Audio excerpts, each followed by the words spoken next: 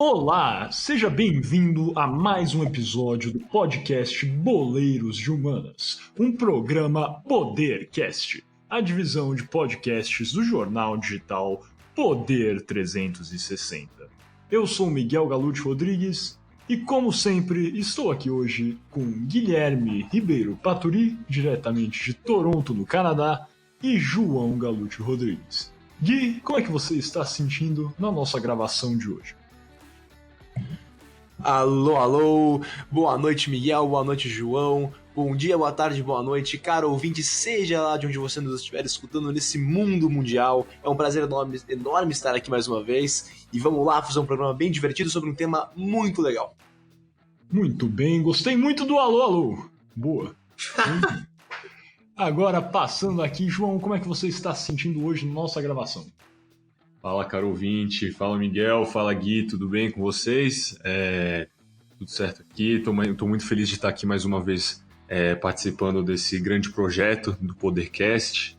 E hoje a gente tem reservado um assunto, vou dar um pequeno spoiler, que é um clássico que acaba sendo um pouco desvalorizado ou esquecido na história, mas eu acho, na minha opinião, que é o maior clássico na história do futebol. É isso mesmo, e como vocês ouviram aqui, estamos agora iniciando com este clássico escocês, o Old Firm. Já leram no nosso card, já leram no título, jogado entre as duas equipes de Glasgow, a maior cidade escocesa, o Rangers e o Celtic, uma série de episódios sobre clássicos futebolísticos que têm grande relevância nas ciências sociais, têm grande impacto histórico. E sem mais delongas, passando então para o nosso primeiro bloco, o Kickoff.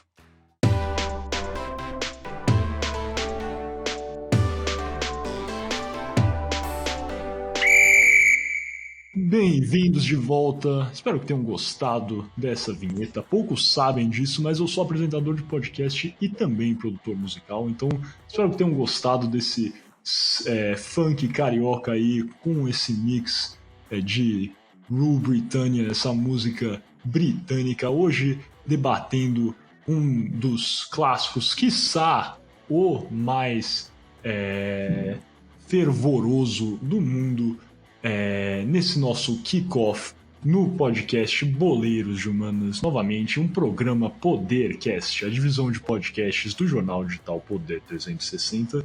E a começar pelo nome, Old Firm, para os que conhecem a tradução, significa velha empresa ou velha firma, e é disputado entre as duas equipes de Glasgow, a cidade de Glasgow, na Escócia, a maior cidade escocesa, como já disse, é disputado entre as equipes do Rangers e o Celtic.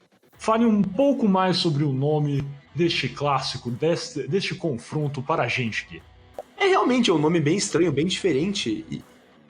Porque quando você pensa o nome de um clássico, por exemplo, o El Clásico na Espanha, disputado entre Real Madrid e o Barcelona, ou o Derby em São Paulo, disputado entre o Corinthians e o Palmeiras, ou até mesmo o Grenal no Rio Grande do Sul, disputado entre o Grêmio e o Internacional, esses nomes fazem um pouco mais sentido, um nome mais simples, né? Mas, por outro lado, o Old Firm, bem diferente. Mas é especulado que esse nome se refere ao comentário de um narrador numa das primeiras partidas entre os dois clubes, onde esse narrador teria dito que esses clubes são dois velhos e firmes amigos, ou em inglês, two old firm friends. E daí que teria saído esse nome Old Firm, que realmente é um nome bem diferente. E como vamos ver mais pra frente, esses dois times são tudo menos dois velhos e firmes amigos. Mas essa rivalidade tem é muito profunda, porque também envolve o sectarismo, não é mesmo, Miguel? Mas o que exatamente é o sectarismo? Muito bem, passando agora ao tópico do sectarismo. Para os que não conhecem o que significa esse termo, sectarismo se refere a um ódio intenso entre grupos. Geralmente, tendo esse ódio, né, essa disputa, uma conotação política ou religiosa, também pode ser algo étnico.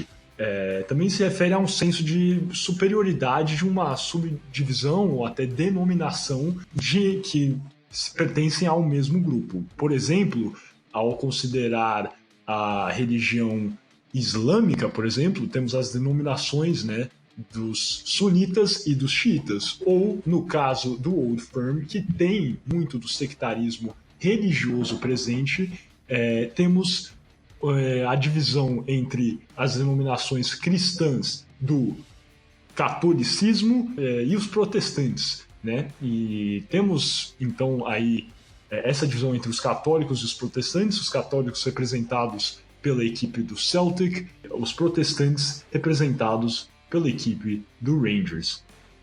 O Old Firm, no entanto, esse sectarismo, essa divisão, não se exaure somente nessa divisão religiosa. Vamos falar um pouquinho mais à frente sobre essa divisão, o caráter específico dessa divisão religiosa, mas posso aqui tocar em linhas gerais que existe uma divisão também política, onde os torcedores do Celtic tendem um pouco mais ao lado, pensando num espectro político tradicional, à esquerda, enquanto os torcedores do Rangers tendem à direita. Também existe uma distinção até cultural, étnica, onde o Celtic é um clube associado aos imigrantes irlandeses, enquanto os torcedores do Rangers são alinhados à União do Reino Unido. E vamos entrar em toda essa conotação, todo esse grande confronto entre as torcidas do Celtic e do Rangers, que não é somente um clássico entre duas equipes da mesma cidade, mas também tem raízes muito mais profundas, e vamos ver isso agora. Ótimo, então, Miguel, um pouco agora sobre a história do clássico, né? O Celtic foi fundado em 1887 e desde seu princípio foi ligado ao catolicismo apostólico romano. O clube foi fundado por um padre irlandês, com uma maneira de arrecadar dinheiro para os pobres imigrantes irlandeses de Glasgow, que haviam migrado para a Escócia depois da grande fome irlandesa, né?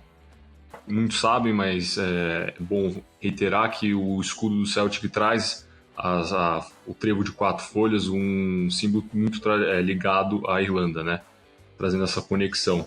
Para os irlandeses católicos, muitas vezes eram tratados como desconfiança e racismo pelos protestantes escoceses locais, e o Celtic rapidamente se tornou um ponto de orgulho, uma maneira deles se juntarem, demonstrarem esse patriotismo deles da Irlanda. Já o Rangers, por outro lado, foi fundado em 1872, diferentemente do Celtic, não tinha nenhuma inclinação religiosa diretamente nas suas origens. Inclusive, o clube era até chamado de amigo dos Celtics, no princípio dos confrontos. Tá aí o que o Gui falou no começo até do clássico ser chamado Old Firm.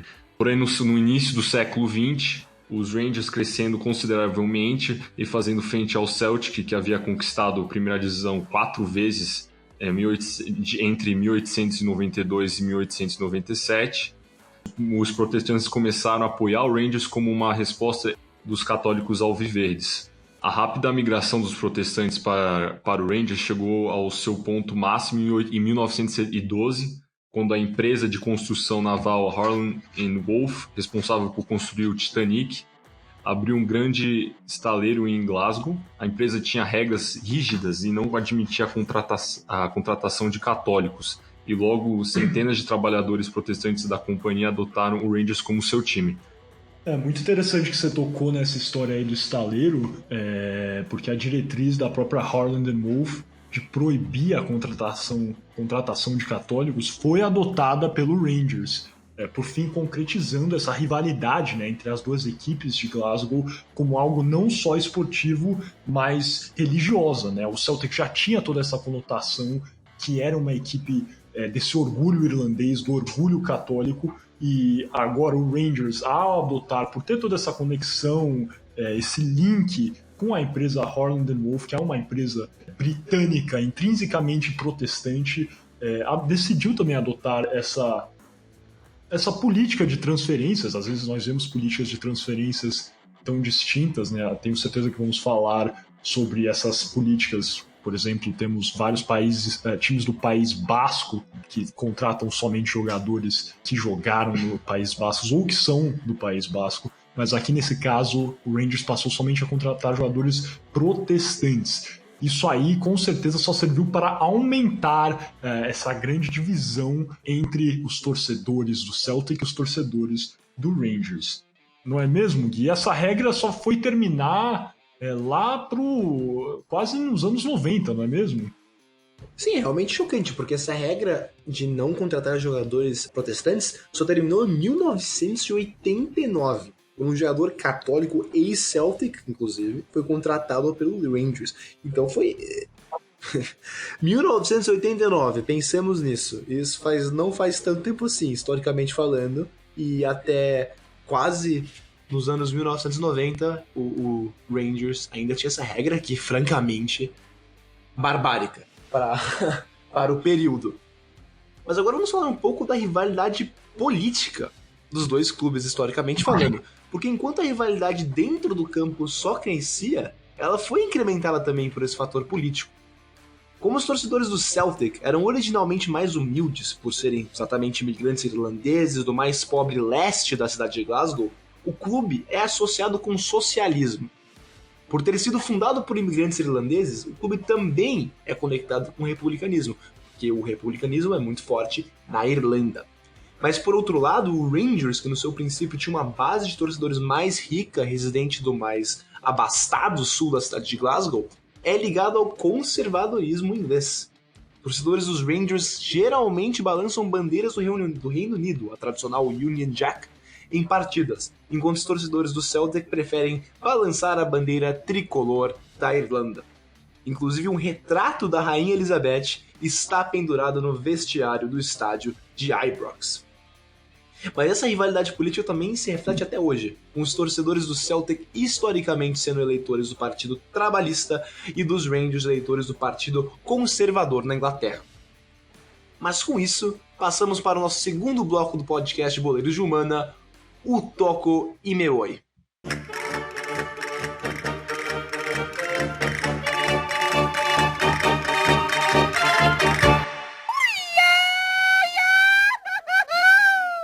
Bem-vindos de volta ao podcast Boleiros de Humanas, um programa Podercast, a divisão de podcasts do jornal digital Poder 360. Você está agora no segundo bloco, Toco e Meoi, onde vamos falar um pouco do conflito na Irlanda do Norte e o que esse conflito tem a ver com o clássico Old Firm. Então, o conflito na Irlanda do Norte é muito presente nesse derby entre o Celtic e o Rangers. Esse conflito às vezes é chamado de O Problema, e se refere à luta entre protestantes e católicos na Irlanda do Norte. Enquanto a maioria protestante da província gostaria de permanecer parte do Reino Unido, a minoria católica queria independência ou anexação da província pela majoritariamente católica República da Irlanda. Para atingir seus objetivos bem distintos, ambos os lados recorreram ao conflito armado, e duas facções se formaram na Irlanda. O primeiro, o Exército Republicano Irlandês, um grupo paramilitar católico com a intenção de reintegrar a Irlanda do Norte com a República da Irlanda ao Sul. O grupo usava táticas terroristas com bombardeiros e é reconhecido como um grupo terrorista pelo Reino Unido e os Estados Unidos. Esse grupo, também conhecido como IRA, tinha um braço político e ainda tem, o partido Sinn Féin. E esse partido, inclusive, é o maior partido no parlamento irlandês. Porém, o primeiro-ministro é de outro partido, o Fine Gael, que está em um governo de coalizão com outros parlamentares independentes. Mas o segundo grupo formado foi a Força Voluntária de Ulster. Também era um grupo paramilitar, mas com o objetivo principal de lutar contra o republicanismo irlandês e o IRA, e manter a Irlanda do Norte como parte do Reino Unido. Era um grupo, obviamente, protestante, que também recorria a táticas terroristas, matando os civis católicos de forma aleatória. Também é um grupo terrorista reconhecido pelos Estados Unidos e o Reino Unido. O conflito, que havia começado nos anos 1960, só terminou em 1998, com o Acordo da Sexta-feira Santa. Mas o IRA só se rendeu e declarou o fim da sua luta armada em 2005. E a Força Voluntária de Ulster só fez o mesmo em 2007. Então podemos ver que esse conflito durou muito e muito tempo. Mas agora, o que tem a ver a Força Voluntária de Ulster e a IRA com o clássico Old Firm, Miguel? Bem, acho que você fez uma bela de uma introdução, né, uma apresentação do conflito, do problema essa divisão da Irlanda do Norte, que todos devem se lembrar de ataques de bombas plantadas pelo IRA, atentados que eles tentaram, inclusive, matar a primeira-ministra britânica, a Margaret Thatcher. Bem, como o Guilherme já entrou no início, né, começou a apresentar essa distinção, esse sectarismo, né, que é tão marcante do confronto entre o Rangers e o Celtic, nada mais importante do que também debater esse conflito que é tão determinante para essa divisão entre as duas torcidas, essa grave, esse conflito fervoroso entre os torcedores do Celtic e do Rangers. Deve-se postular que os torcedores do Rangers apoiavam a Força Voluntária de Ulster e até hoje a torcida canta músicas que apoiam e glorificam o grupo paramilitar protestante. Ademais, músicas agressivas contra os católicos são cantadas, como, por exemplo, perdão pelo palavreado aqui, Fuck the Pope, Never Surrender, UVF, né, a Força Voluntária de Ulster, Fenian, que é um termo um termo que se refere aos irlandeses, né, aos católicos, na verdade aos imigrantes irlandeses na Escócia, é um termo pejorativo utilizado, Surrender or You'll Die. E nessa mesma, no tocante a isso também, os torcedores do Celtic apoiaram, né, o exército republicano irlandês no conflito, no problema. Também até hoje cantam músicas a favor do IRA no Celtic Park.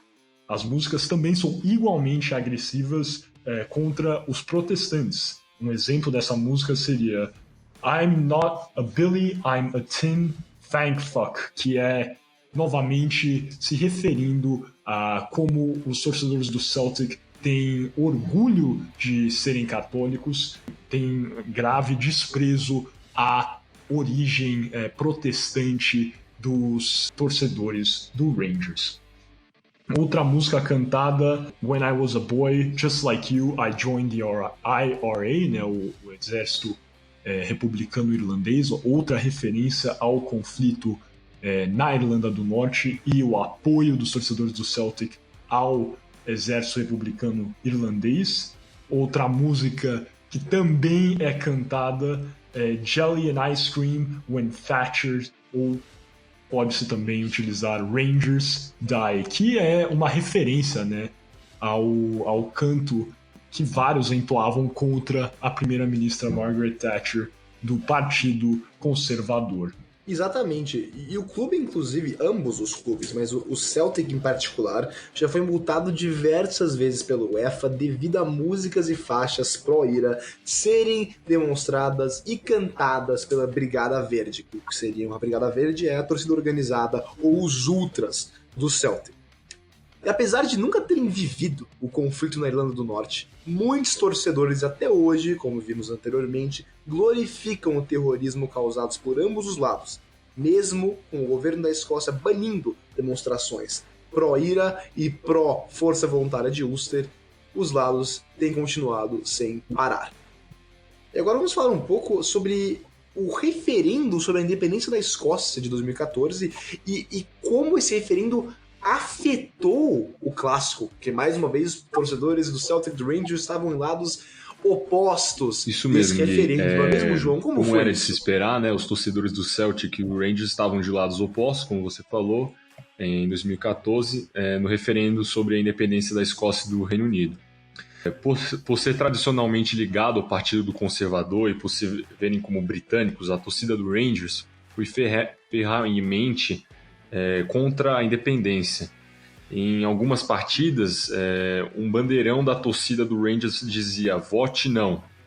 E já no outro lado, né, do lado dos Celtics, os torcedores se identificavam como irlandeses escoceses e apoiaram o republicanismo, foram a favor da independência. No minuto 18 de uma partida, se referindo à data do referendo, 18 de setembro, contra o Dundee United, torcedores do Celtic levantaram centenas de placas dizendo vote sim.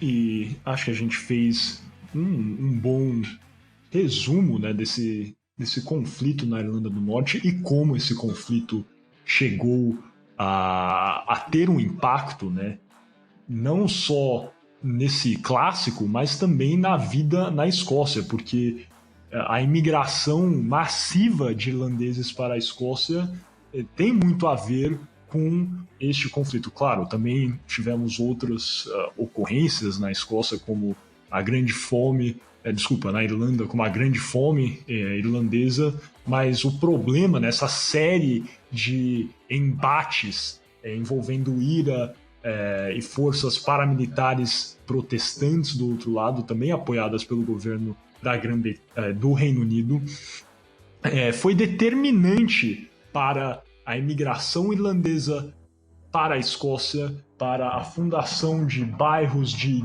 guetos, de regiões em cidades escocesas, assim, em sua grande maioria povoada por irlandeses católicos. E estes irlandeses, ao verem um clube, uma equipe que tão bem representava o que é ser irlandês, o que é ser católico, é natural que estes irlandeses defendessem este clube, torcessem, adotassem esse grupo em sua nova terra. E a gente falou aqui, mas eu acho que sempre dá para falar mais, né, Gui, sobre esse conflito entre os protestantes e os católicos na Irlanda. Juro, se a gente for fazer aqui uma linha do tempo, dá para voltar até o reinado do Henrique VIII, quando tentaram por diversas vezes introduzirem bispos protestantes na Irlanda para angariar uma população, né? Na verdade, eu acho que isso aí tomou mais frente no reinado do Eduardo, filho do Henrique VIII, onde tentaram introduzir esses bispos na Irlanda para angariar uma população protestante maior. A Irlanda que sempre foi muito católica, e isso é um daqueles embates, né, que sempre existiram, na verdade. É o sectarismo bem representado. Seria esse ódio aí entre os irlandeses católicos e os escoceses protestantes, esse embate entre os irlandeses e os norte-irlandeses. Não é, Gui?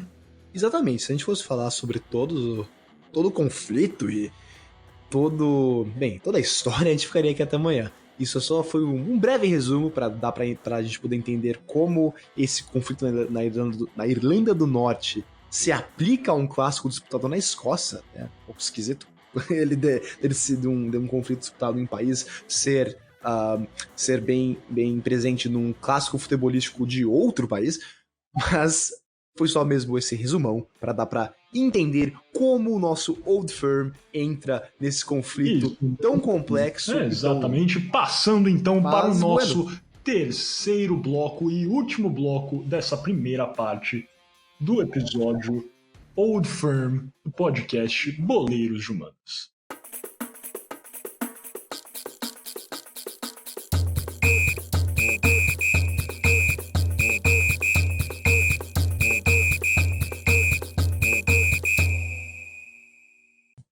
Passando agora para o nosso bloco O Arremate, lembrando que você está ouvindo o podcast Boleiros de Humanas, um programa Podercast, a divisão de podcasts do jornal digital Poder 360.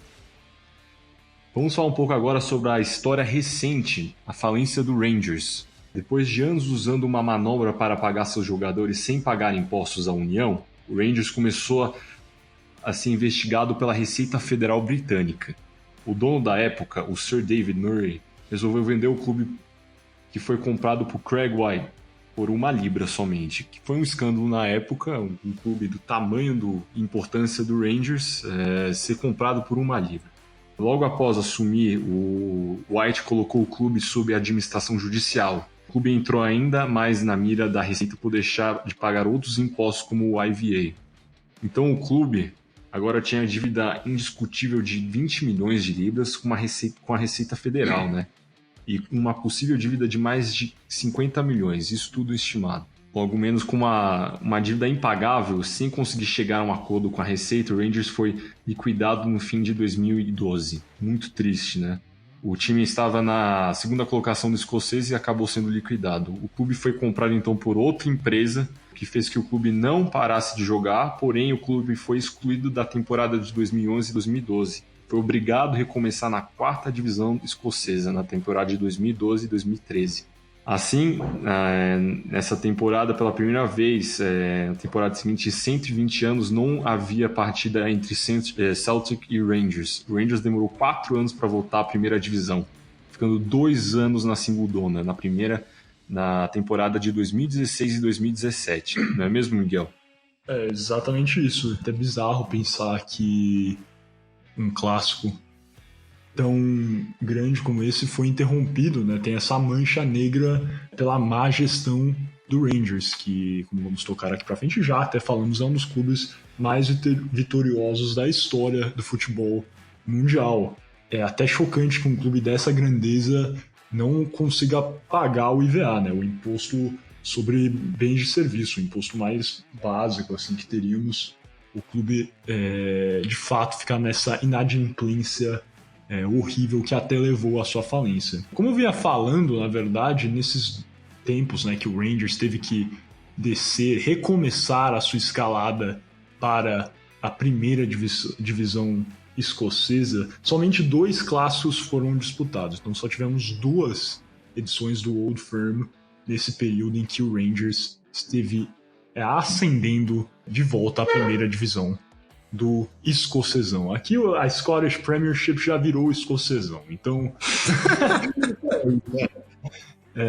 somente 2 clássicos, como eu havia falando, foram disputados nesses anos. Em 2015, o Celtic venceu o Rangers depois de 3 anos sem a disputa do Old Firm, por 2-0 nas semifinais da Copa da Liga Escocesa. E logo após, em 2016, o Rangers se vingou do Celtic nas semifinais da Copa da Escócia dessa vez, nos pênaltis, depois de um empate em 2-2. Guilherme aqui já vai entrar falando que vitória nos pênaltis não conta. Eu acho que conta. Eu até fico mais feliz. Previu. Quando tem uma vitória nos pênaltis, pra mim é muito mais gostoso, uma coisa muito mais tensa. Não sei você, ouvinte, mas eu acho que vitória nos pênaltis conta assim. Até porque quando o meu time tem... Nos últimos tempos, inclusive, falam que o São Paulo nunca ganhou, né, no Allianz Parque, lá no estádio do Palmeiras, mas o São Paulo ganhou no pênalti, sim. Para informação de todos aqui, então. Por isso que eu acho que a vitória nos pênaltis conta assim. De qualquer forma, desde que houve, né, o rebaixamento, né, a falência do Rangers, a liquidação do clube em 2012, o Rangers paulatinamente voltou, agora integra a primeira divisão escocesa, mas até o campeonato deste ano, o Rangers não conseguiu vencer a primeira divisão escocesa. O Celtic venceu todos os campeonatos desde a falência do Rangers. Então são 9 títulos consecutivos. Mesmo assim, com essa enorme hegemonia do Celtic, a equipe ainda não conseguiu atingir o número de títulos do Rangers. O Rangers continua soberano com 54 títulos escoceses, enquanto o Celtic tem somente, entre aspas, né, 51 títulos da primeira divisão escocesa. Mas é algo a se pensar, né? O Celtic ganhou 9 títulos seguidos e está chegando agora no seu maior rival. Isso demonstra também a importância que um clube como o Rangers tinha e a catástrofe, né, que é um clube como este ir à falência. Mas essa hegemonia do Celtic, é sempre importante lembrar que essa hegemonia do Celtic combinada, né, em corroboração com essa falência do Rangers em 2012, incendiou ainda mais essa rivalidade, como se não fosse fervorosa o suficiente a nossa rivalidade do Old Firm. Muitos torcedores do Celtic, inclusive, afirmam que o Rangers acabou em 2012. Houve a liquidação. Embora o clube ainda se chame Rangers, o clube jogue no estádio do Ibrox, muitos falaram que um novo clube foi criado a partir deste momento. Assim como aconteceu com alguns clubes na Itália, por exemplo, a equipe que lançou, para mim, um dos maiores goleiros da história, Gianluigi Buffon, o Parma, foi à falência, agora voltou com outro nome. Muitos falam que não é a mesma equipe, semelhantemente ao Napoli também, que foi à falência, voltou outro nome. Existe sempre essa provocação que não é a mesma equipe. E assim os torcedores do Celtic afirmam, né? Igual falam que como pode ser bimundial com uma Libertadores, os torcedores escoceses do Celtic afirmam que o Rangers não tem os títulos nem mesmo a história do velho Rangers, entre aspas, né? Inclusive, muitos torcedores do Celtic afirmam que por causa dessa liquidação do maior rival, o Old Firm, o clássico em si, acabou em 2012 e o clássico não existiria mais, porque para eles este clube que chegou agora há pouco na primeira divisão não é um rival histórico, é apenas um novo clube criado em 2012 que não tem toda essa rivalidade construída ao decorrer de mais de 100 anos, né? Torcedores do Celtic muitas vezes se referem aos torcedores do Rangers como mortos-vivos, ou somente os mortos, levando em conta que eles acreditam que o Celtic morreu em 2012, né, Gui? Exatamente. Agora vamos ver rapidinho um pouco dessa história futebolística. Que time leva vantagem um contra o outro Celtic e Rangers? O Rangers, isso considerando que o Rangers não morreu em 2012, que é o mesmo time desde sempre. Desculpa pra torcida do Celtic, mas pra mim o Rangers não morreu. Então o Rangers leva vantagem nos confrontos diretos com o Celtic, com 162 vitórias, porque o Celtic tem somente 159, tá chegando, e os clubes empataram 99 vezes. A maior goleada do clássico foi uma vitória do Celtic por 7-1 em 1957. Um abraço pro Felipão. E uma das maiores goleadas dos Rangers em cima do Celtic foram 2 vitórias por 5-0 em 1993 e 94. Na verdade, Miguel, um abraço também pro Kiki Setien, né? Não é mesmo? O Kiki Setien aí, cara, tudo bem, agora já tá na rua, desempregado, coitado, dando a entrada no Serasa, o pobre Kiki Setien, mas de se afirmar mesmo, porque perder de 7-1 pra mim é difícil, mas agora perder de 8-2, meu Deus, cara, chocante de fato. Os dois, inclusive, em semifinais, olha só, acabei de pensar nisso. Não, né? Não, calma, não é em semifinais. Não é. Nas quartas. Nas quartas, tá certo, deu uma pequena... cara. Pequeno branco. Mas continuando... Um equívoco. Mas continuando, em canecos agora, como essa rivalidade tem os números de taças. O Rangers também leva vantagem na Liga Escocesa, com 54 títulos contra 51 do Celtic. O Celtic, mais uma vez, diminuiu bastante essa margem nos últimos anos, sendo 9 títulos consecutivos. Está realmente agora só 3 títulos do escocesão atrás dos Rangers. O Celtic, por sua vez, tem mais Copas da Escócia, com 39 taças contra 33 dos Rangers. Os Rangers, mais uma vez, levam vantagem agora nas Copas da Liga do Escocês, com 27 Copas. O Celtic, por sua vez, tem 19. Dessa vez, a diferença é bem maior. Mas agora, no espectro internacional europeu, o Celtic leva vantagem com uma Champions League, conquistada em 1967, e um vice também em 1970. Ambas as equipes têm um vice-campeonato da Liga Europa, em 2003 para o Celtic e 2008 para os Rangers. O Rangers, por sua vez, tem uma UEFA Winners' Cup, conquistada em 1972. Ouvinte, você não gosta como o Guilherme pronuncia o nome desses campeonatos e times? Ele sempre tá falando, né? Porque a Champions League e o Real Sociedad e...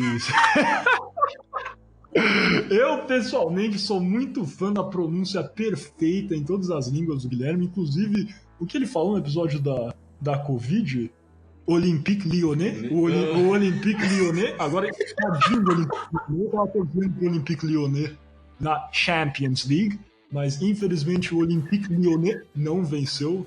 Como sabemos, agora o Neymar e o seu Paris Saint-Germain estão na final contra o Bayern München. E é isso. Mas agora valendo um bônus no nosso próximo bloco, né? O shootout. Algum de vocês sabe responder sem olhar na Wikipédia aqui, que eu sei que você gosta de colar. Que absurdo. Contra quem foi a final do Celtic da Copa Intercontinental Não vale falar que é Copa Jeep, ok? É mundial mesmo, porque agora o Botafogo tá falando que é tricampeão mundial, Copa Intercontinental é campeonato mundial, inclusive esse campeonato de 1967 tá lá na FIFA, pode olhar, tá lá registrado. Então, qual foi o time que venceu esse campeonato? Vocês sabem qual foi o time campeão mundial em 1967? Desculpa. Primeiramente, um abraço pro Fluminense. E, segundamente, foi o Boca Juniors. Boca Juniors? E você, João? Qual foi o clube campeão em 67? Pra mim foi... Cara, Real Madrid. Sei lá. Como é que o clube vai ser campeão mundial se o Celtic era o campeão da Champions, cara? Então Era um clube sul-americano. Então Santos. Santos? Não, contra quem foi as finais? O Santos foi contra o Benfica, as duas? Não sei. Uma foi contra o Benfica. Milan e Benfica. É isso. Eu não sei. Mas os dois estão errados. Na verdade, o campeão foi aqui o Racing Clube de Avellaneda, igual o Gui gosta de falar.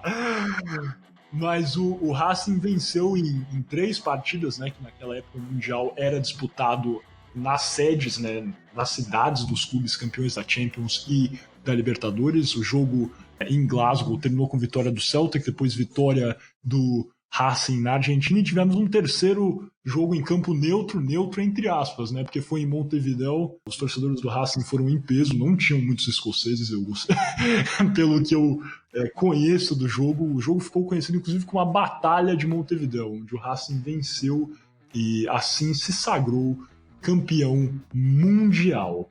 E eu acho que por agora é isso mesmo, estamos fechando aqui sem nenhum bônus para o início do nosso próximo bloco, o Shootout. Eu gostaria de agradecer novamente a todos que ouviram este episódio nosso do podcast Boleiros de Humanas, novamente um programa Podercast, a divisão de podcasts do jornal digital Poder 360. Gostaria de convidá-los a participarem da segunda parte do nosso podcast no clássico Old Firm, onde teremos os tradicionais blocos do Shootout, uma série de rápidas perguntas e respostas onde você poderá aprender um pouco mais sobre a história deste clássico tão famoso e importante. E, por fim, o nosso quinto e último bloco para fechar o episódio, As Alternadas, onde teremos um debate não moderado para aprofundar alguns temas importantes deste clássico. Assim, até a próxima e conto com você na segunda parte. Este foi o Boleiros de Humanas.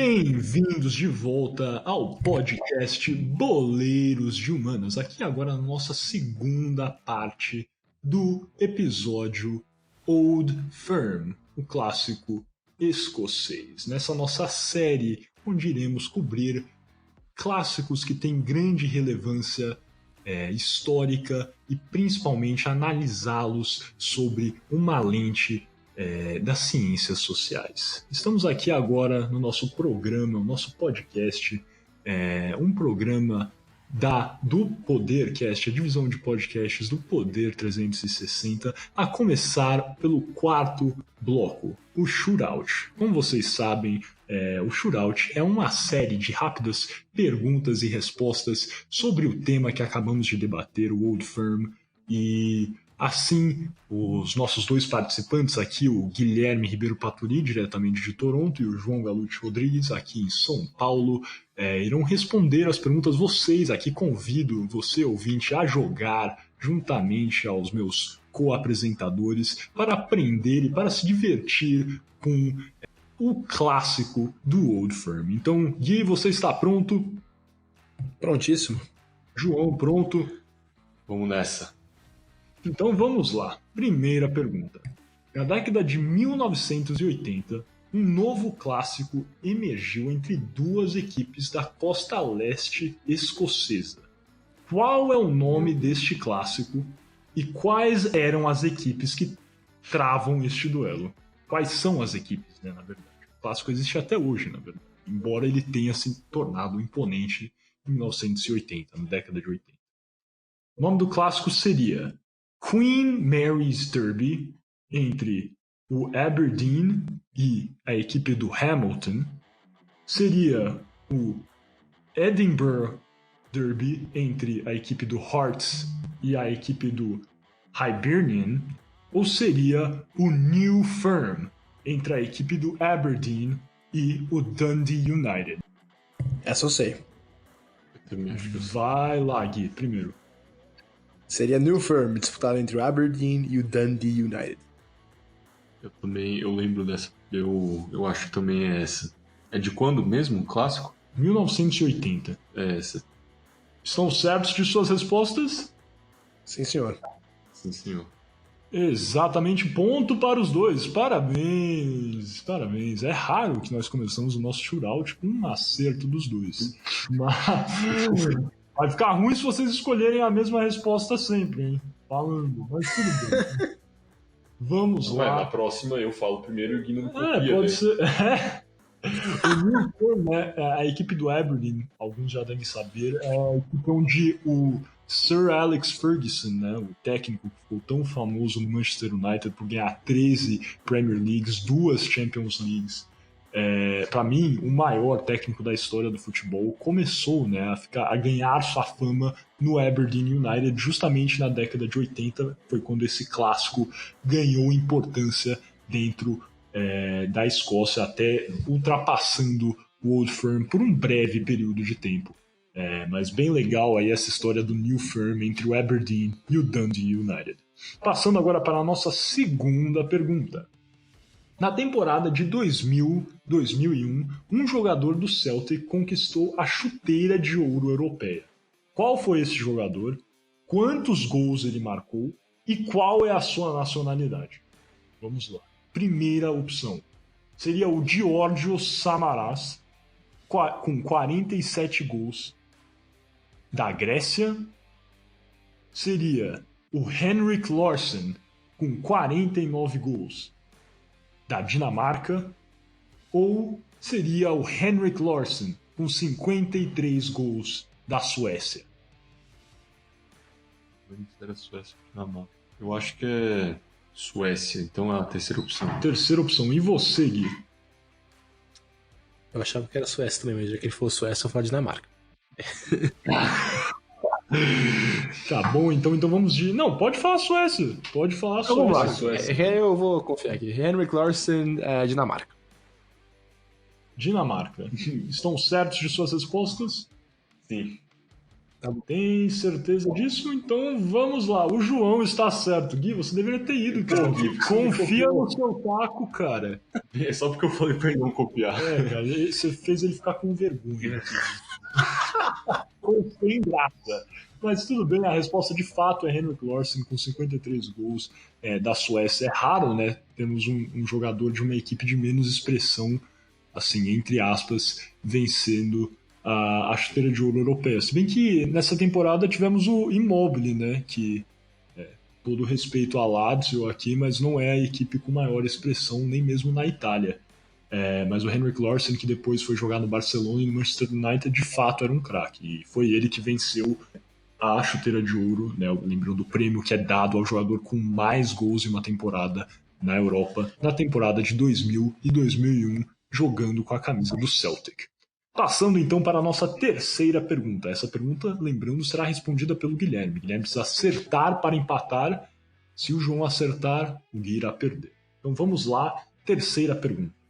Tanto o Celtic como o Rangers estão entre os 5 clubes mais vitoriosos do mundo. Qual clube não integra essa lista dos 5 mais vitoriosos do mundo? Seria o Al-Ahly do Egito, o Barcelona da Espanha ou o Peñarol do Uruguai? Qual clube não faz parte dessa lista? O clube que não integra o Barcelona. O Barcelona não existia até outro dia. Eu ia falar isso. Ah, pode falar, cara, não tem problema. Eu vou falar Barcelona. Barcelona. Eu não sou igual ao Gui. Barcelona. Confio nele. Estão É isso mesmo, sem ter vergonha de copiar, cara, é isso mesmo. Então estão certos da. Eu vou perguntar só pro Gui, né? Foi ele que escolheu. Então, Gui, você está certo da tua aposta? Certíssimo. Certíssimo. Estão corretos os dois. É o Barcelona que não integra a lista dos 5 maiores campeões, na verdade. O Barcelona está empatado com o Real Madrid, agora em 6º lugar. Mas os maiores campeões são o Al-Ahly em primeiro lugar, o Rangers em segundo lugar, o Nacional do Uruguai em terceiro lugar, o Peñarol em quarto e o Celtic em quinto. Então, sim, tanto o Celtic como o Rangers, as duas equipes que formam esse clássico tão poderoso, estão entre os 5 clubes mais vitoriosos do mundo. Com isso, chegamos aqui ao final do nosso shootout, com vitória do João hoje no episódio do Old Firm. Parabéns ao João. Espero que vocês também tenham jogado bem como o João aqui, acertado as 3 perguntas. E é isso. Gui, a você, tomara que você tenha mais sorte no nosso próximo episódio, porque agora nós estamos passando para o nosso 5º e último bloco do episódio do Old Firm, as alternadas.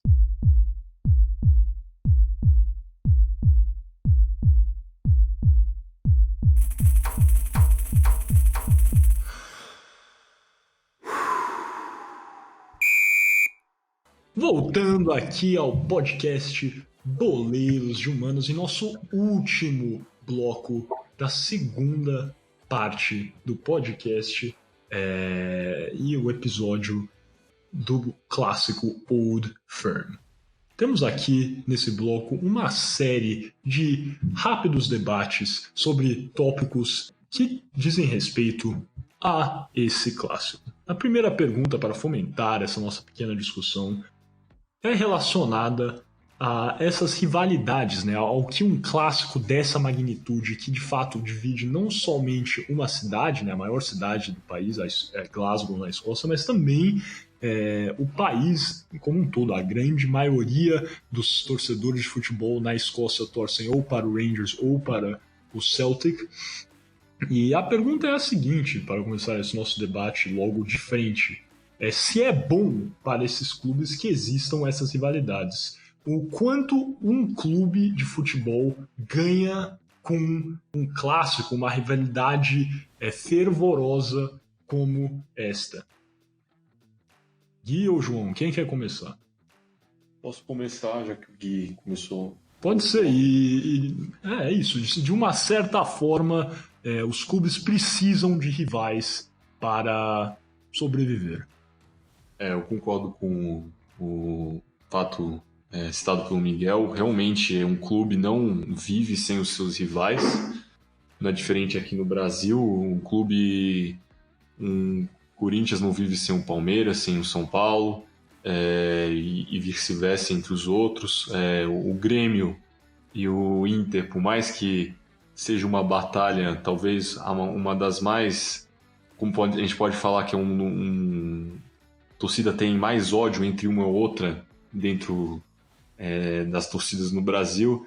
Um não existiria sem o outro. Talvez até existiria, mas perderia a graça, né? O senso de competitividade. Né? O senso de competitividade, exatamente. O senso de competitividade. E eu acho que,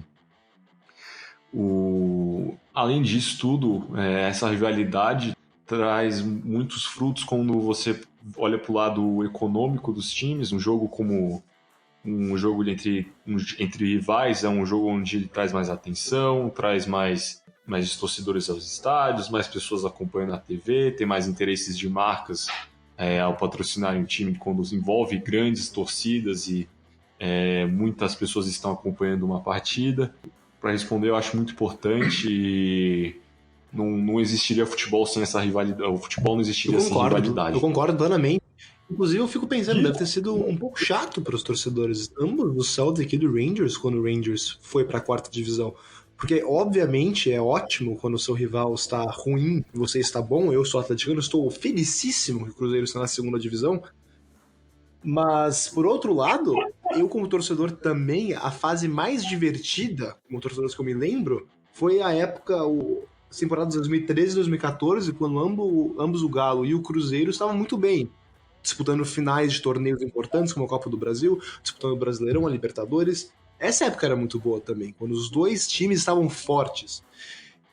Então, entretanto, eu acho muito bom, eu acho muito importante para o futebol e para os clubes terem uma rivalidade, e essa rivalidade fica ainda melhor quando os dois clubes estão em boa fase, com jogadores bons, brigando em cima das tabelas e dos torneios. Então vocês acham que é importante ter uma rivalidade forte? O João também, né, que trabalha, é publicitário, conhece bem essa área do marketing esportivo.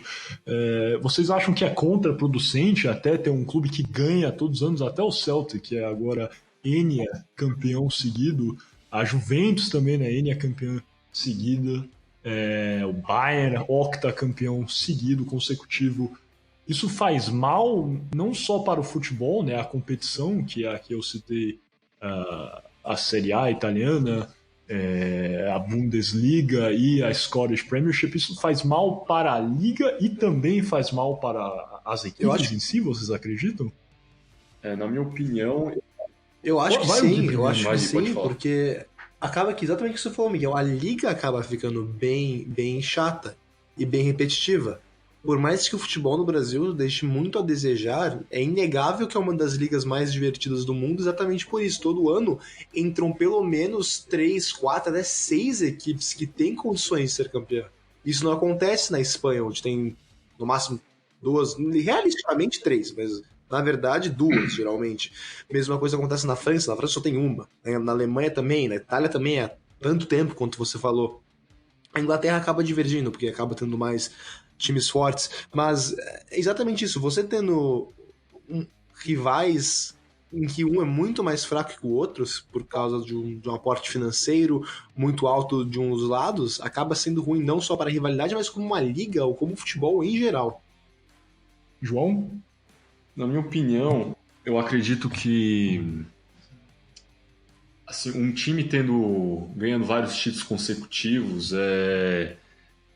isso vai fazer bem para um só, a torcida e o time. O consumo vai aumentar, vai ser muito bom para o time e talvez para o time, até por estar ganhando muitos títulos consecutivos, focar até em outras competições maiores, como a condição continental, já que ali, por exemplo, nos times o Bayern de Munique, por exemplo, ele tem como garantido quase toda a temporada um campeonato alemão, então ele acaba focando no campeonato intercontinental. Isso acaba sendo bom para ele como marca.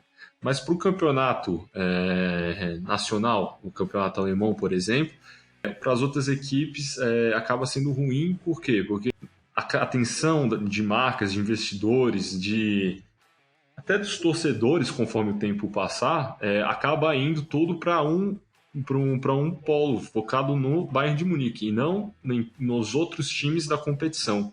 Então, de certa forma, ficando chato, e eu concordo com o Guilherme que ele falou também. E eu ia até falar, você falou aí que é importante, os clubes que estão ganhando, né, você disse a Juventus, por exemplo, então estariam em vantagem, né, esses clubes que são multicampeões, campeões consecutivos, eles sairiam em vantagem nesse aspecto ou não? Sim, você quer dizer numa competição internacional? Não, eu estou dizendo, por exemplo, a Juventus, agora que é Enia campeã seguida, o próprio Celtic, Enia campeão escocês consecutivo, e esses clubes estão saindo bem em termos financeiros, você acha? Ou isso acaba até tendo certo dano para estes clubes também? Dano, você quer dizer... Um clube não ter uma rivalidade nacional. Eu acredito que... O clube que está ganhando, né, na verdade. Eu acredito que tem dois lados. Quando você é campeão, certamente tem um aumento de vendas em produtos que o clube comercializa. Isso não tem discussão. Você pode pegar, eu falo com toda certeza que a venda de produtos do Bayern de Munique deve ser muito maior no dia, na semana que eles conquistam um título. Agora, se você pegar esse histórico, por exemplo, da Juventus, que tem ganhado o campeonato, está ganhando 9 vezes seguida, é isso? 9 vezes. Eu acho que tira um pouco da atenção do campeonato italiano em si. das partidas do campeonato italiano, da Juventus em específico. Mas eu não acho que tira...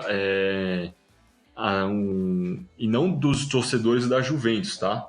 Os torcedores falam, mas assim, a maioria dos consumidores da Juventus, esses grandes clubes, Juventus, Bayern, Manchester United, a maioria deles não são torcedores fanáticos, são pessoas que compram um produto ou outro porque gostam do clube e assistem os jogos. Quando um time é muito vencedor em tal campeonato, acaba ficando não tão interessante para esse tipo de público. Por quê? Porque eles não torcem para esse clube como os torcedores os torcedores da Juventus, os torcedores de verdade da Juventus, certo? Então eu acho que acaba tendo sim um efeito negativo na atenção dos campeonatos nacionais. Já nos campeonatos internacionais, eu acho que eles ganham visibilidade por serem os campeões de suas respectivas nações, né? Sim, eu ia até perguntar aqui, acho que o Gui pode responder. A gente vê cada vez mais em um mundo globalizado, né? Pessoas estão começando a assistir no mundo inteiro a NFL, a Liga de Futebol Americana, a NBA, agora que está nos seus playoffs, e vejo que essas ligas americanas, outros esportes, crescem muito em popularidade na Europa. Temos jogos da NFL na Europa, jogos da NBA no mundo inteiro. Não sei, agora vocês pensam, né? Por um lado, eu acho que com certeza, essas equipes, quando ganham muitos títulos consecutivos, eu não tenho os dados exatos, mas eu imagino que, por exemplo, quando o Lyon foi octacampeão francês consecutivo, com o Juninho Pernambucano, grande Juninho Pernambucano, a torcida do Lyon deve ter crescido exponencialmente. Mas, de fato, eu concordo com você, João, quando você fala que isso aí tira um pouco da atenção, né? Dos campeonatos locais, dos campeonatos nacionais. Isso até, esse desinteresse da maioria dos torcedores pode até acabar tirando o foco e tendo um efeito negativo, né? Eu acho que existem alguns torcedores que às vezes pensam, já vai ganhar mesmo, por que eu vou assistir esse jogo? Eu vou assistir um jogo da NBA. Será que isso aí faz mal pro futebol como um todo também? O que você acha, Gui? Pra fechar. Para fechar, eu acho que sim. Eu acho que com certeza faz mal pro futebol, faz mal pro esporte. Justamente porque, como você estava falando isso, Miguel, desse negócio de um time ganhar muitas vezes seguidas, não ter muita competição, eu lembrei dos estaduais no Brasil. Para um torcedor médio do Bayern, que não é fanático do Bayern de Munique, quero dizer, pode parecer talvez o campeonato alemão, ele pode ver o campeonato alemão da mesma maneira que eu vejo o campeonato mineiro. Um campeonato francamente ruim, chato, que eu já sei que o Galo ou o Cruzeiro normalmente vão ganhar, e que quando tem Galo e o Atlético Mineiro já foi campeão consecutivo? Eu queria saber, de fato, o Atlético ou o Cruzeiro até onde eu já sei, não foram campeões. Bem, pronto. Continuando, quando tem um jogo, por exemplo, eu sou muito fanático, mas mesmo quando tem um jogo, digamos, Atlético e Tupinambás, eu tenho uma chance de eu não ver. E se estiver passando um jogo bom na NBA, eu sou capaz de ver o jogo da NBA em vez disso. Eu acho que várias pessoas pensam assim. Você concorda com esse assessment, João? Eu acho que isso explica muito o crescimento, até aqui no Brasil, do interesse por essas ligas externas que a gente tem vendo, especialmente do público mais jovem, de buscar assistir uma NBA, acompanhar o LeBron James, ou ver NFL para assistir o namorado da Gisele Bündchen, ou até mesmo não, né? Principalmente a Champions League, por todo o glamour que ela traz, né? Sim. E um novo concorrente, os esportes, que vem muito forte, é um fenômeno. Hoje em dia o crescimento dele a cada ano é exponencial. E isso acontece, eu acho, em vários esportes. Muita gente assiste a Fórmula 1, né? Eu vejo que a Fórmula 1 tem perdido um pouco do foco agora, porque a Mercedes sempre ganha. Eu sei, eu gosto de Fórmula 1, E todo domingo acordo no sábado para ver também os treinos, mas sempre é a mesma história, né? Temos o Hamilton largando em primeiro, Bottas em segundo, primeira curva o Hamilton já tem uma distância e eu sei que acabou a corrida. Então eu acho que é isso mesmo, isso que o João falou da Champions League é muito verdade, dessa nova geração de brasileiros. Tenho certeza que temos um ouvinte aí, o Enzo, torcedor do Manchester City e do papai LeBron James. Então, Enzo, quando o seu Manchester City perdeu, espero que você não tenha se sentido mal e também escolha um time do Brasil. Sugiro São Paulo, Atlético Mineiro, Vasco da Gama, o líder do Campeonato Brasileiro enquanto estamos filmando esse episódio. E assim, passando para a nossa segunda e última pergunta, vamos fazer aqui em 5, 6 minutos ou 20 para fechar esse nossa segunda parte do episódio do Old Firm. E a pergunta é bem simples, na verdade, é mais sobre essa área de publicidade e apoio de marcas no futebol.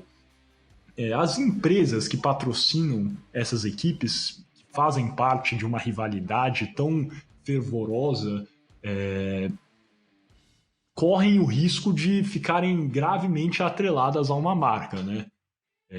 Hoje em dia, por exemplo, nós temos parcerias grandes no Brasil, como por exemplo a Crefisa, né? Está intrinsecamente atrelada à Sociedade Esportiva Palmeiras. Temos membros dirigentes, né, do Palmeiras que são inclusive ligados à Crefisa, e a Crefisa está ligada ao Palmeiras. Tivemos tantas outras empresas que ficaram ligadas a clubes, temos a Parmalat no próprio Palmeiras, a TAM no São Paulo, a LG no São Paulo.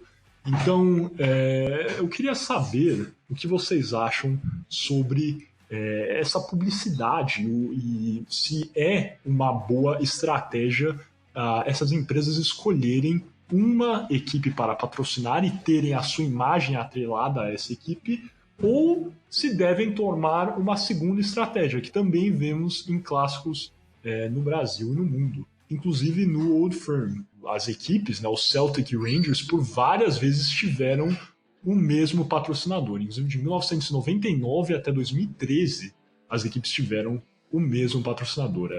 Cervejarias, outras empresas patrocinaram tanto o Rangers como o Celtic.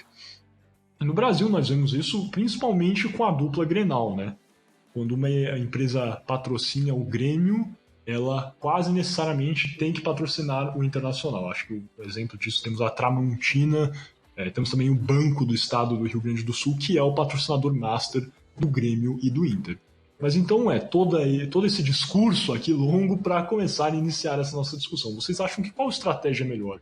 Escolher um clube, tomar partido e falar que nós estamos apoiando esse clube como empresa, ou vocês acham que seria melhor tomar essa decisão de ficar mais em cima do muro e patrocinar as duas equipes?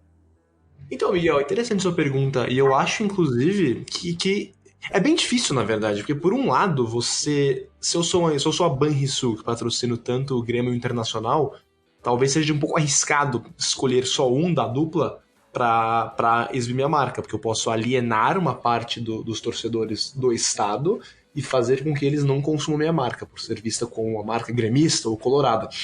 Mas por outro lado, se você só patrocinar um dos dois da dupla, você pode talvez criar uma rivalidade aí também. Você pode ter torcedores mais leais que dizem, eu vou abrir uma conta do Banrisul, eu vou usufruir do serviço da Banrisul, porque patrocina o meu clube, não patrocina o Inter, por exemplo.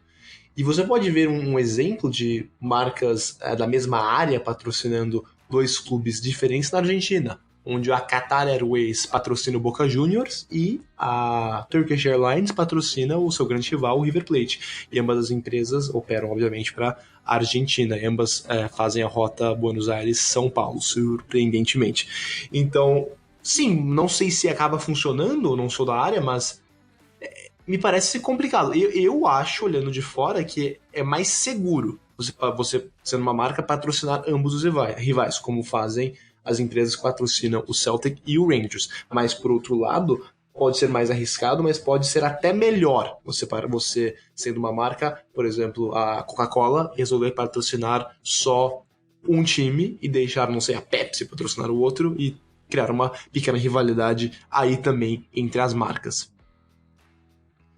E você, João, concorda com isso? É melhor, então, as empresas ficarem em cima do muro e não patrocinarem, né, dois rivais, por exemplo? Ou é melhor ter essa identidade, por exemplo, escolher um clube, um grande clube para patrocinar e focar nisso?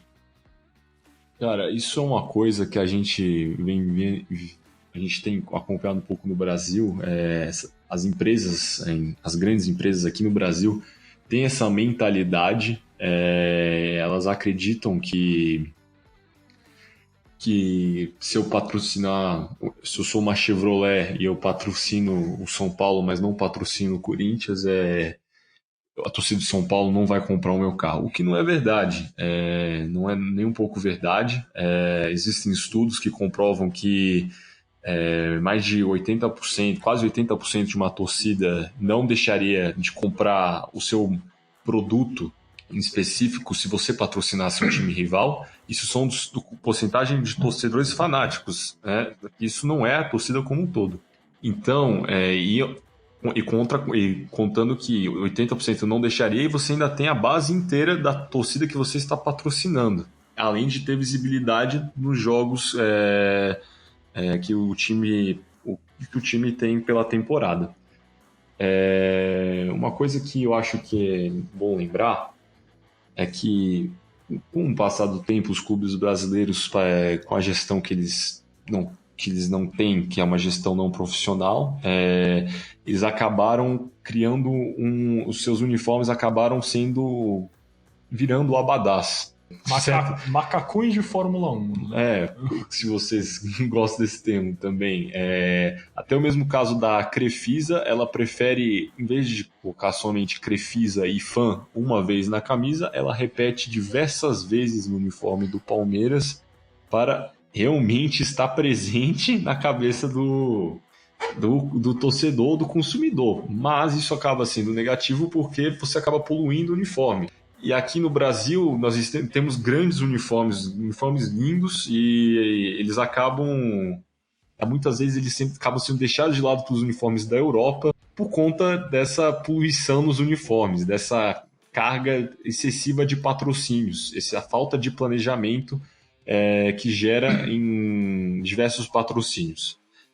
Para vocês terem um pouco de noção, tem um estudo feito pela Sport Track em 2019, que comprova que o brasileiro, em média, lembra de duas marcas entre todas que estão presentes no clube.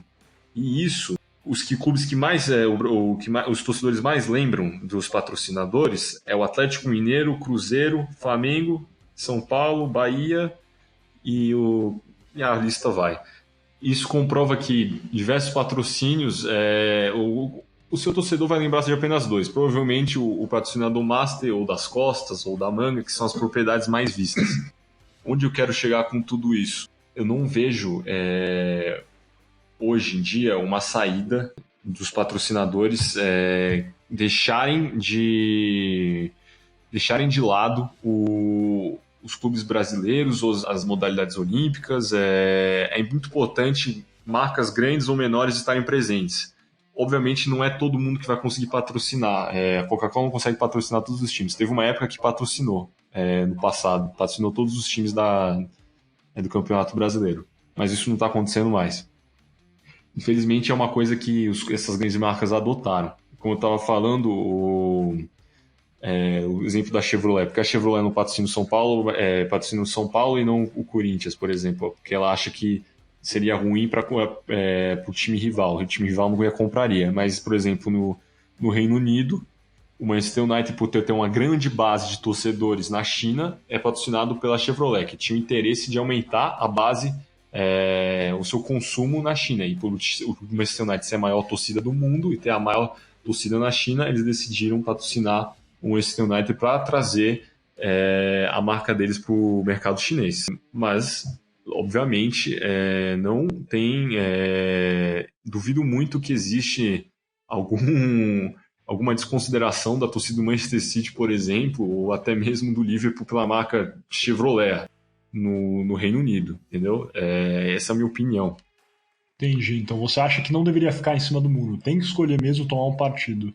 Mas Não seria tomar um partido, seria escolher qual clube se identifica mais com sua marca e usar da visibilidade, da engajamento, da plataforma do clube como mídia para... Entendi. Então você acha que tem que desconstruir essa imagem que existe, né, no mercado brasileiro, com certeza, que uma marca, ao patrocinar um clube, está tomando um partido, né? Eu até usei esse termo aqui, que patrocínio, na verdade, é uma coisa que faz mais sentido para a marca financeiramente, e isso não quer dizer que está desprezando o resto, os outros consumidores. Sim, eu acho que é tão difícil hoje, ainda mais depois da pandemia, achar parceiros, grandes parceiros dentro do futebol. A gente não deveria considerar... Se uma marca está ajudando algum time no futebol, ela está lá, ela está ajudando o futebol brasileiro como um todo, por exemplo. Ela está ajudando a fomentar a modalidade, nesse caso futebol. Investir no futebol, colocando dinheiro, talvez fazendo ele ficar mais competitivo. Isso que é importante. Entendido. Gui, alguma coisa para adicionar? Não, acho que falamos tudo. Isso mesmo, então. Achei bem legal essa nossa última conversa aqui sobre essa ideia de desconstruir, né? A ideia que uma empresa, ao patrocinar um clube, está necessariamente atrelada e até indo contra os consumidores, torcedores de clubes rivais. Gostei desse pensamento, para ser honesto. E eu, como consumidor, não penso sempre, essa marca patrocina o meu rival, não vou comprar. Né? Mas acredito que o João aqui trouxe os números, né? São 20% dos torcedores mais fervorosos que pensam assim. Talvez, de fato, seja algo a se pensar. Escolher sempre pelo que é melhor para a sua marca financeiramente, do que pensar se isso teria algum efeito negativo em termos de consumo dos rivais. Com isso, chegamos então ao final deste nosso episódio do podcast Boleiros de Humanos, um programa Podercast, a divisão de podcasts do jornal digital Poder 360. Espero que todos tenham gostado deste episódio, o primeiro da nossa série sobre clássicos de enorme importância histórica e com grande impacto no campo das ciências sociais. Eu sei que eu gostei. Você gostou, Gui? Eu gostei muito, cara, sendo bem honesto. Ficou ótimo. E aí, no Canadá, tem grande importância o clássico entre Montreal e Toronto, cara? É assim, algo fervoroso como o Old Firm? Honestamente, eu tenho que dizer que não é nem perto de tão fervoroso como o Old Firm. Como não? E a época que tinha o Drogba e o Jovinko, cara, um encontro de gigantes, de titãs no extremo norte das Américas. Tenho que dizer que nunca vi o BMO Field, casa do maior time do Canadá, o Toronto Futebol Clube, nunca vi o BMO Field lotado. Com isso, fechamos aqui de vez esse nosso episódio. Eu espero que possamos contar com você, caro ouvinte, no próximo episódio, que tenha gostado dessa nossa exploração do clássico Old Firm. E, como sempre, compartilhe, dê aquela força ao podcast Boleiros de Humanas e até a próxima.